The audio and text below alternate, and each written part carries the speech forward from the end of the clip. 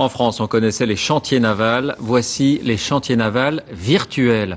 À Lorient, le dernier cri technologique permet de visiter un navire avant même sa construction, comme dans un jeu vidéo. C'est le cas, par exemple, pour les voiliers de course destinés à la Coupe de l'Amérique.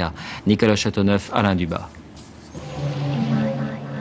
Un drôle d'appareil posé sur le nez. Des hommes en costume et lunettes noires.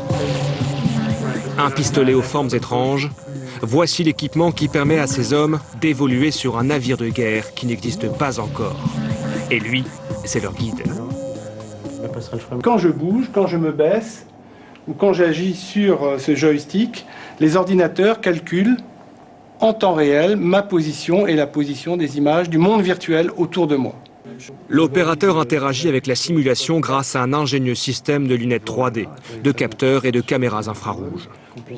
Se pencher pour voir ce que verront les marins, modifier les aménagements pour les rendre plus pratiques, immergés dans ce monde parallèle, ingénieurs et marins peuvent mieux se comprendre.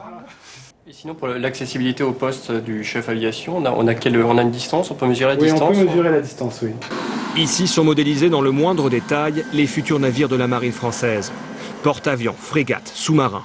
Plus besoin de construire de coûteuses maquettes en bois ou d'attendre la mise à l'eau pour corriger les problèmes. Un gain de temps, d'argent et d'efficacité, les marins apprécient. On arrive à mieux parler et à mieux expliquer notre besoin de marins en situation en disant « Regardez, à la mer, quand je vais avoir ça, il va y avoir du roulis. Comment voulez-vous que je démonte quelque chose qui est en l'air si la plateforme bouge ?» Un système révolutionnaire qui intéresse aussi le civil, et notamment le défi français de la Coupe de l'Amérique. Le fait qu'un opérateur qui mouline sur ce qu'il appelle le moulin à café ne doit pas télescoper un opérateur qui croise derrière lui pendant une phase de virement de bord, etc.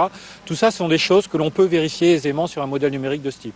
Les possibilités sont donc infinies, mais qui sait, peut-être qu'un jour la Coupe de l'Amérique finira par se jouer dans un monde virtuel.